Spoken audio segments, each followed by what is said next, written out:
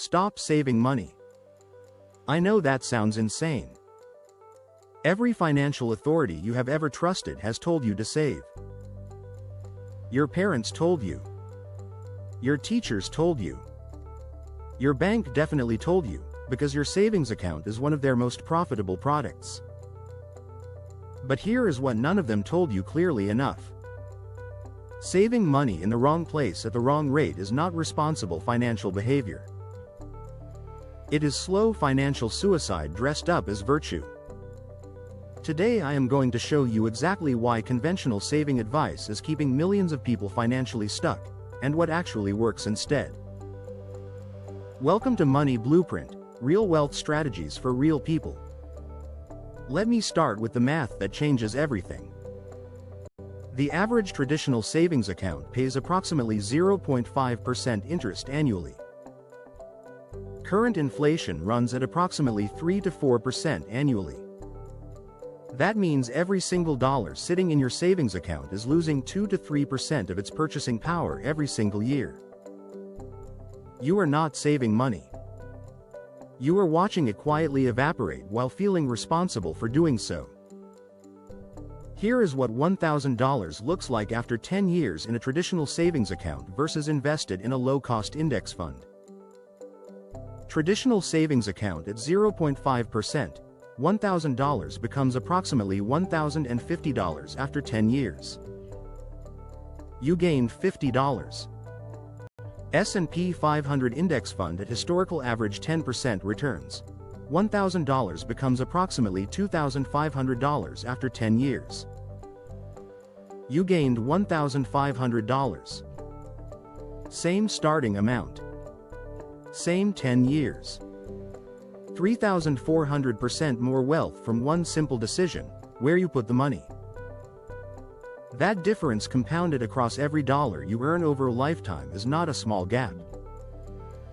It is the entire difference between financial freedom and financial dependence.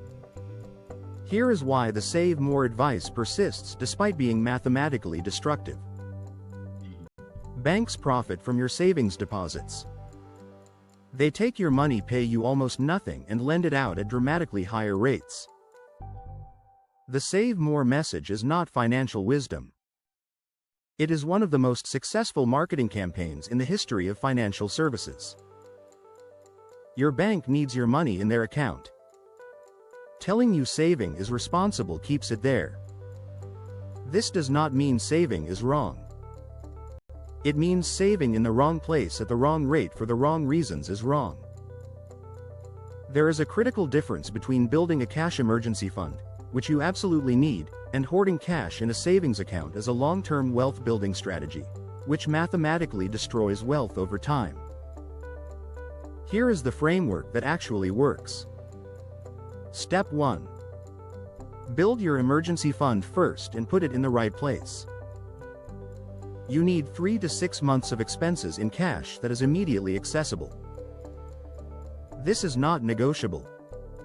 Without this buffer, every unexpected expense drives you into debt. But this emergency fund belongs in a high-yield savings account paying 4 to 5%, not a traditional savings account paying almost nothing. Same liquidity. Same safety. 400 times more interest. This is the only cash you should hold long-term. Step 2. Every dollar beyond your emergency fund gets deployed, not saved. Deployed means invested in assets that grow. Low-cost index funds. Real estate. A business. A content creation channel. Digital products. Anything that puts your money to work generating returns that outpace inflation. The moment your emergency fund is fully funded, every additional dollar that sits in cash is a dollar losing value. Deploy it. Step 3. Automate the deployment immediately. Set up automatic investment contributions the day after every paycheck. Before you see the money. Before you can decide to save it instead. The people building real wealth are not more disciplined than you. They have removed the decision entirely. Automation is the system that makes wealth building inevitable instead of intentional. Step 4. Understand the difference between saving for a goal and saving as a strategy. Saving for a specific near-term goal, a house down payment, a car, a vacation, makes complete sense. You need that money in 1 to 3 years, so market risk is inappropriate. Keep it in a high-yield savings account. But saving indefinitely with no specific timeline as a general wealth-building strategy is mathematically inferior to investing every single time over any period longer than 5 years. Step 5.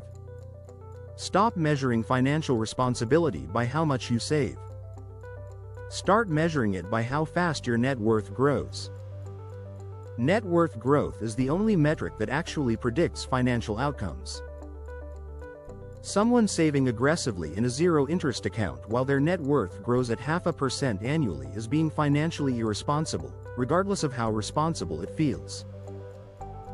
Someone investing consistently in index funds while their net worth grows at 10% annually is building real wealth, regardless of how risky it might feel. Here is the reframe that changes everything. The goal is not to save money. The goal is to build wealth. Saving is one tool in that process, a tool for maintaining liquidity and managing short-term risk. Investing is the engine of actual wealth creation. Confusing the tool for the goal is why millions of financially responsible, hardworking people reach retirement age with far less than they need. You now know the difference. The question is what you do with it. Tell me in the comments, where is your money sitting right now and what is it earning? I really enjoy every single comment, and I genuinely want to know. Your answer might be exactly what someone else needed to hear today. Everything you need to start deploying your money correctly is linked below. Your wealth building starts right now. Subscribe to Money Blueprint because every single day I share the real strategies that actually build wealth, not the ones that benefit the institutions giving the advice. Click the link. youtube.com/@moneyblueprint for life.